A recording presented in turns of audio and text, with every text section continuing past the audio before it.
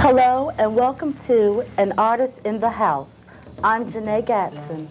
Today I'm honored to introduce our special guest, Dr. Alma Adams. Dr. Adams wears so many hats in our community. She is a professor at Bennett College, a state representative for North Carolina, an artist, and a hat collector.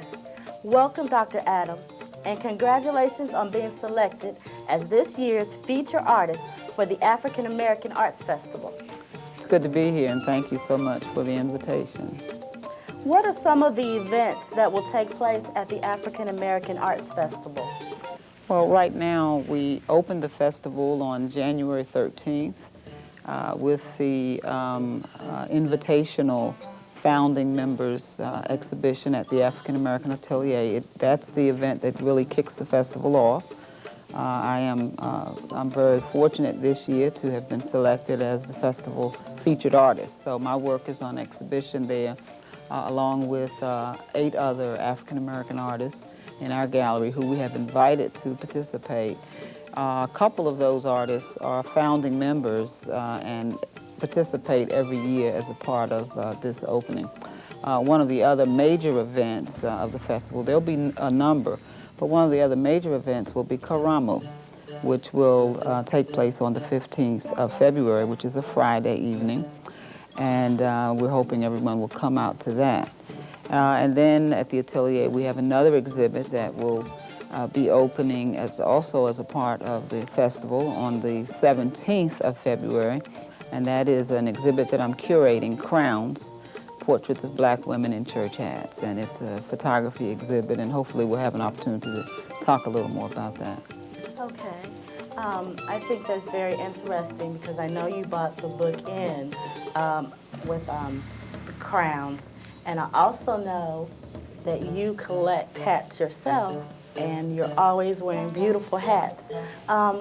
Could you tell me a little bit more about the book Crowns?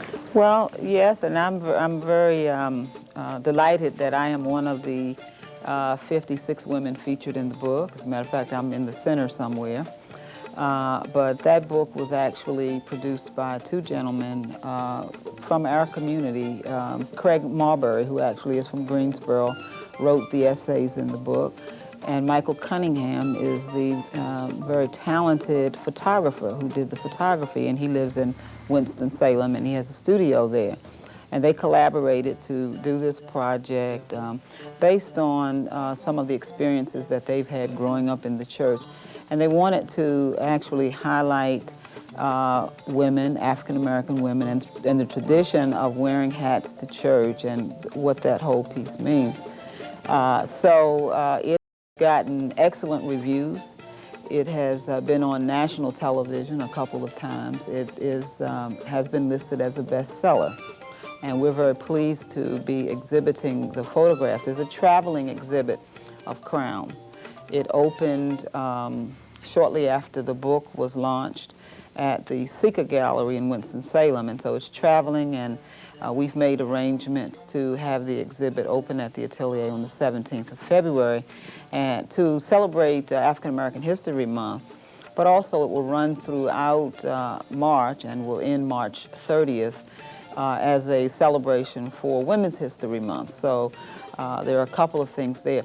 In connection with the Crowns exhibit, we will be featuring a number of hat chat series. Actually, the first one will be in February 24th, and then there are 3 series that will be held in March 10th, March 17th, and March 24th. And March 17th will be a special feature featuring Bennett bells. Hat wearing was also a tradition at Bennett College for many, many years. So it's exciting for me personally because I do have a personal interest in hats. I have about 410 in my collection right now.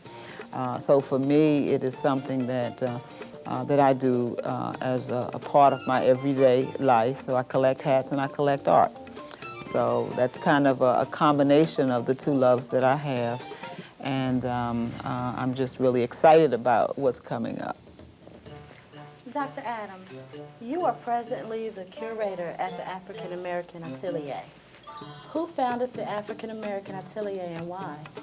Well, in addition to the curator, I am co-founder. I founded the gallery in 1990 with my teacher and mentor, the late Eva Hamlin Miller, who was an artist and my teacher at North Carolina A&T as I studied art there. And we did that because we felt that there was a need at that time to provide a place for African American artists every day of every year to be celebrated and to present their works. We are in the business of doing that not just in February, but every day of every year. And so one of the things that if you look at African American history that tends to be missing is that there has been sometimes a very deliberate omission. And so what we wanted to do at the Atelier is to close that gap, to provide an opportunity for young artists who were just starting and even for artists who have been practicing already professionally to be exhibited to a wider community. And so we're pleased that for the past 11 years, we have done that. We have gotten young artists off to, I think, a good start. Many of them have had their first shows with us. We've brought in a number of national artists, including John Biggers, Varnett Honeywood, and just this past year, Bing Davis and Cynthia St. James, who was the African-American woman who designed the Kwanzaa stamp. So we're just excited about what we have been able to do to educate our community, not only the African-American community, but the community at large, about the tremendous heritage of African-Americans as it relates to visual arts. Okay. At what point in your life did you begin to take your own artwork seriously? Well, coming up, when I was very young, I started drawing and doing some creative things. I didn't think at that point that I wanted to do it professionally or as my life's work. But as I moved on into high school and left high school and came to college, to North Carolina A&T, I began to study, and I had teachers who helped me to see the importance and the seriousness of being an artist. So I guess I started relatively young as a student. That's a part of your training. Because with my work at the Atelier, curating and raising funds and trying to keep the gallery going, I haven't spent as much time promoting my own work, but just helping to promote other artists. That doesn't mean, though, that I have not taken my work seriously. I teach art at Bennett College, and so in working with my students, I try to translate that from myself to them. So I've always had a sense of how serious it was. I just did not spend a lot of time promoting my own work. How do you feel about art critics? Well, I think they're good. I think they help to keep you in check. I think it helps you to hopefully get better as an artist. When you say the word critic, though, sometimes people think that it means a negative thing, but it does not. It's usually very constructive, and I think it really helps the artist focus more, and I think they're needed. What inspires you to get creative and actually create a piece of art? Well, many things inspire me. I try to take note of those things that are around me. I have spent some time traveling, and that's a wonderful thing to do. I had some great experiences traveling as a Kellogg Fellow for 3 years, from 1990 to 1993, and traveled to about 14 countries. And there was a tremendous amount of inspiration around me all of the time as I traveled to the different countries, seeing people. And even as I moved throughout my own community, sitting in church, going to festivals, even sometimes teaching my classes. I observe how my students look in terms of their varied hairdos and other kinds of things. So there are many things that inspire you. I have a new grandson who is 4 months old, and I'm sure I'm going to do some things visually with him. So many things can inspire you, and many things do. Was there ever a time when you felt like giving up or giving up on being acknowledged or respected as an artist? Well, no, I don't give up very easily on too many things. I'm pretty persistent. We've had a number of struggles, of course, at the gallery, and I take a lot of that personally because of my involvement with having helped to start the organization, and I feel very responsible in terms of making sure that we stay afloat and that we continue to be effective in our community. And there are times, I think, when most people would have a downside and get a little discouraged. But then you look around, and I've had some discouraging moments, but I look around and I say, well, if we give up, then who will do what needs to be done as it relates to this specific area? So then that rejuvenates you and so forth. So I think, you know, the thing about sometimes you do fall down, but the main thing is if you do that, to be able to get up and to go on. As long as you don't stay down, then you can continue to move on. So, I mean, everybody has a discouraging moment, you know. I have a number of things that I am involved in the community. As an artist, personally, I haven't gotten discouraged in terms of my own work because I love teaching, and I'm able to translate what I know in a meaningful way to my students, and I watch them bloom and get out and do good things, and so that keeps me kind of energized. How do you know that the message you want to portray in a piece of your artwork has reached the viewers? Well, I don't know that artists always know that. We just hope that sometimes the message that might be very personal to us, but it may be a message that extends beyond our boundaries to the boundaries of the community. When people come in and respond to it as they look at your work, people can be moved in many ways. Sometimes they'll verbally say what they need to say to you, and sometimes you're able to change behaviors one way or the other, and sometimes art simply enlighten people and just make them feel good. So any of those kinds of responses are welcome responses from the artist who creates. Out of all of your experiences, are there any that stand out in your mind that help you become the artist that you are today? Well, I think just living, I've had a very, I think I've had a very good life. I've had a very rich life. And as I look back, there haven't been too many things that I've wanted to do that I have not been able to do. I think that the more you live, the more you learn. I would say overall, I've probably done many of the things that I'd like to do. There are some things that I still want to do as it relates to my art. I'd like to be able to spend more time in the studio, so I hope that as I get close to retirement that I'll be able to do that and even open a studio and do some things, some creative things with that, maybe even some creative things with that and combine that with the interest and the love that I have for hats. So I'm still continuing to think because I think that there are still a number of possibilities that I have not explored. But as I look back, I've had some wonderful opportunities. I've had some excellent teachers and mentors, and I've had a lot of support from the community, and that has been what has made me whatever I am today. All of those things have helped me to do that. And I have a loving family who has encouraged me.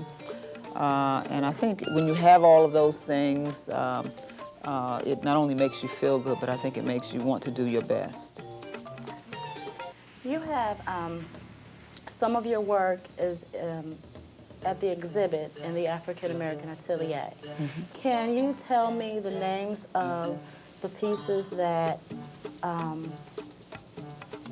you feel express what you want to say more? Well, I have several pieces, and all of these pieces are really a part of a series that I've been doing sort of in my later work in the past 3 or 4 years. primarily these are images that I have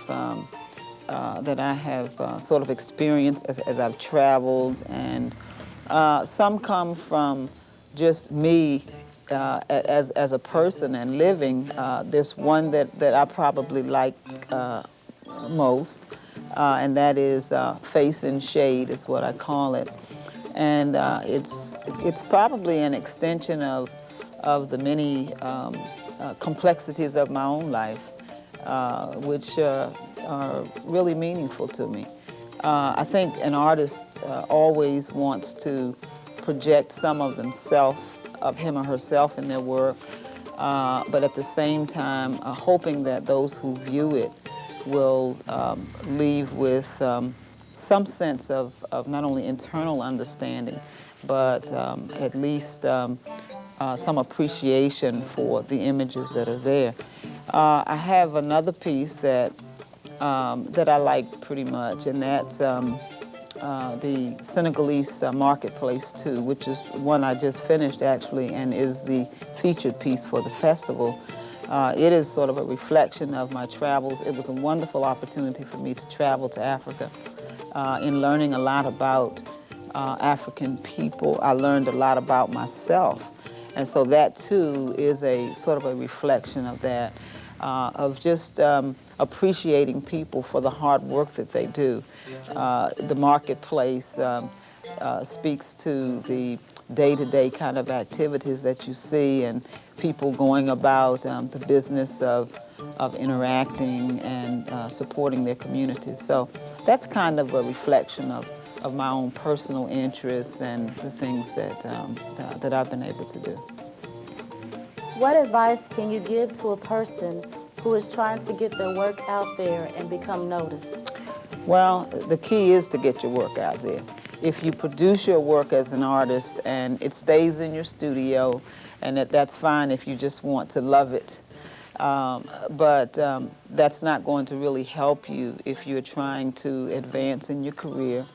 I think the artist has particularly the African-American artist, has a responsibility to the community as well as themselves, and that is to educate the community, to use the skill and the knowledge that they have through that particular medium to educate the community, not only about the medium itself, but also about those things that are important to the community. You know, we use art in sometimes very satirical ways to make statements about things that we want to get people's attention to.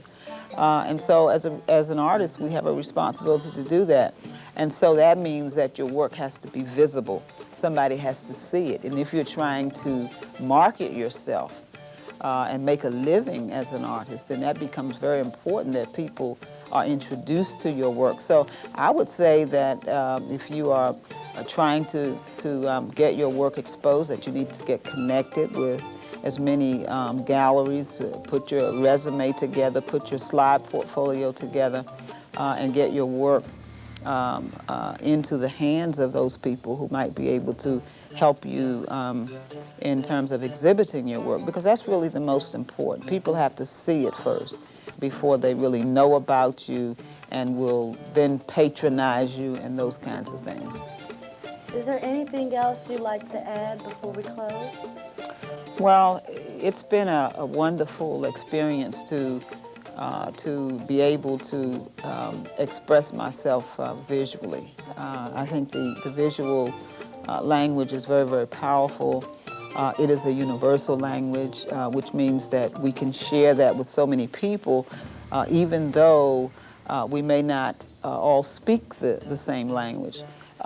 When words break down, the visual image helps to mend those things and help build things where things are torn down. So I have had a wonderful opportunity to not only study art, but to actually meet a number of very fine artists through my work at the atelier and curating the shows that I do. I'm always seeking out artists, and I'm learning from a lot of the young artists and there are many who are up and coming and who have really made a contribution and will continue to do so. But I think we have to all be a support in that effort, and so we're going to continue to try to do that through the African American Atelier.